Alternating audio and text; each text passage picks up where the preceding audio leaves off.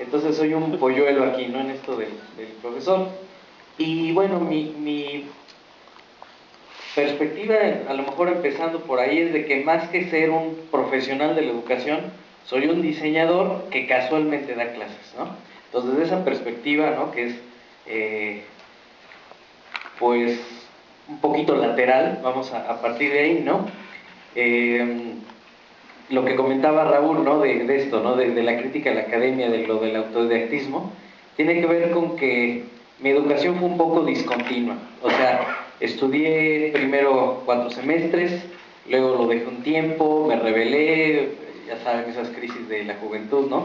Regresé a estudiar, pero no me titulé, pasaron 7 años y finalmente me titulé, ¿no? Entonces es pues un camino muy abrupto, ¿no? El que seguí para mi educación. O sea, no fue de llegar a estudiar y salir y titularse, ¿no? Como debe ser. Por eso también puse que fue muy autodidacta, ¿no? Porque en esos años, mientras estudiaba, trabajaba, ¿no? Desde el segundo semestre empecé a trabajar, a partir del tercer semestre trabajaba para pagar la carrera, también entré, salí, di de baja clases, en fin, ¿no? Y no puedo decir que mi experiencia como diseñador fue así de, ya saben, de 9.9 y demás, ¿no? Pero viendo esa perspectiva, lo que yo veo ahora como profesor y que me ha tocado es ver, bueno, muchas cosas, pero dos problemas principales, ¿no? Vamos a poner el problema del inicio y el problema del final. Primero el del inicio. ¿En qué condiciones llegan los alumnos que entran a las licenciaturas, ¿no? En este caso diseño gráfico, pero en general también a la licenciatura, ¿no? Ese es un problema o una serie de situaciones. Y la otra es, saliendo, egresando, ¿a qué se van a enfrentar o en qué condiciones van a enfrentar el mundo, ¿no?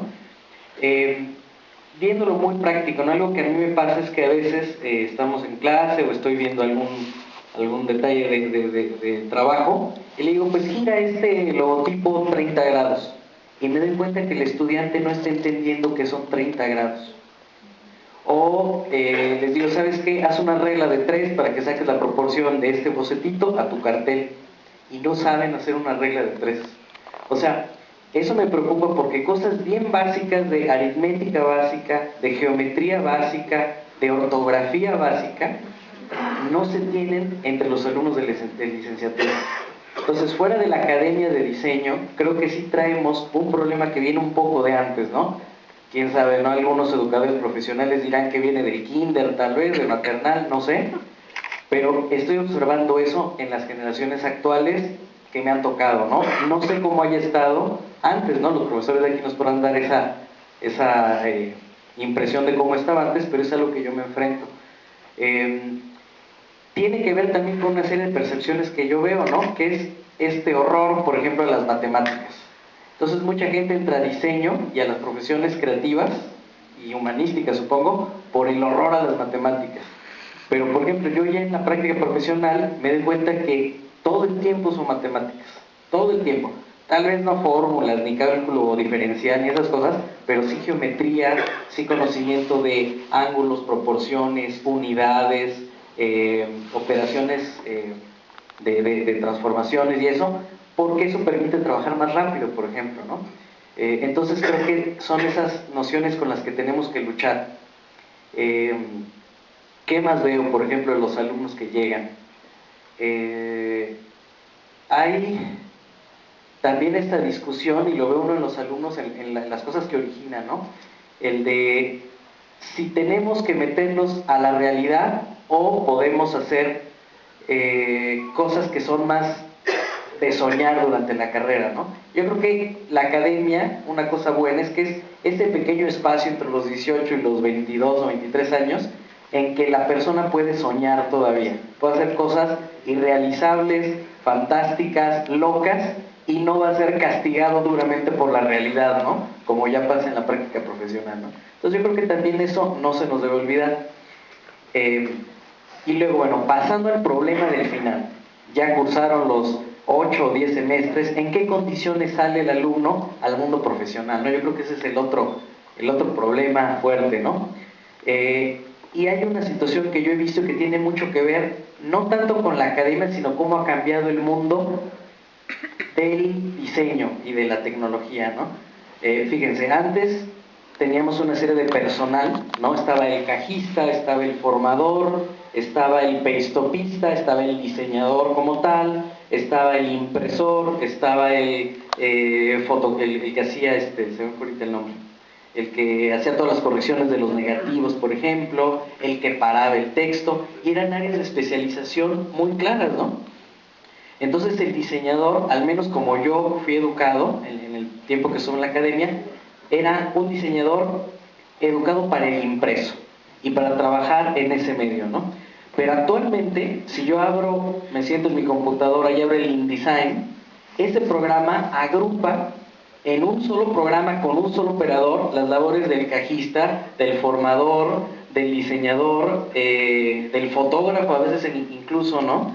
Y porque uno puede también manipular imágenes, por ejemplo, entre esos tipos de programas.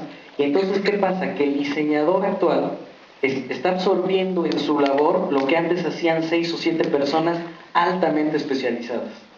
Incluso me ha tocado, por ejemplo, trabajando con gente de publicidad, que me entregan un texto y yo soy el último eslabón en la cadena antes de que se vaya eso a la imprenta, y a veces a mí me ha tocado resolver errores de ortografía que vienen de directores de arte o de copywriters de agencias de publicidad, por ejemplo. Entonces, ¿qué pasa? Que sin yo ser corrector, me ha tocado estar al frente del último eslabón en el que si yo no hubiera parado ese error de ortografía, se hubiera ido una campaña, un libro, una revista con fuertes de faltas de ortografía. Y entonces lo que me parece es que el alumno que sale no está siendo preparado para enfrentar toda esa serie de profesiones, ¿no? Que antes eran profesiones diversas u oficios diversos y tiene nada más un título que dice que es diseñador, pero a lo mejor tiene muchas deficiencias en composición de texto, en redacción básica, en geometría, en reproducción, en esas cosas, ¿no? Y eso es algo que yo creo que no lo hemos aclarado bien porque la tecnología simplemente avanzó tan rápido que nos dejó un poco velados, ¿no? Y sin saber qué hacer. Y por otro lado está, pues, el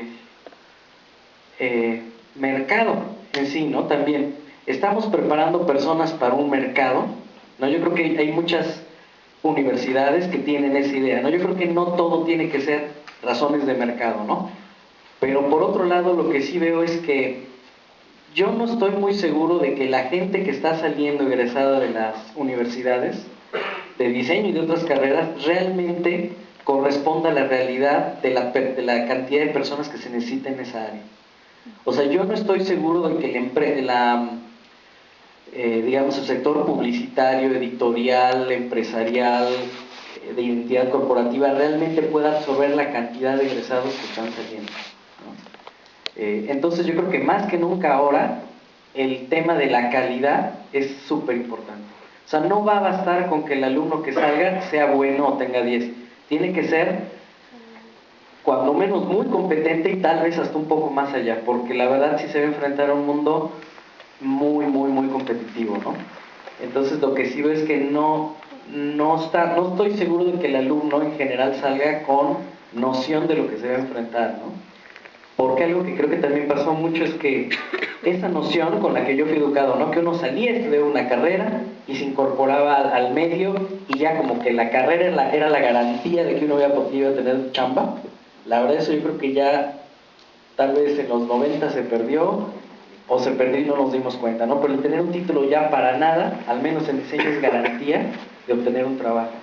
Y yo creo que eso sí le tenemos pues como académicos que responder a los chavos, ¿no? Bueno, ¿a qué te vas a enfrentar? ¿Qué te tengo que dar? ¿Qué hay que preguntar, ¿no? Entonces, bueno, son las dos cuestiones que yo plantearía. Muchísimas gracias, Abel. Hay algo que me llama mucho la atención.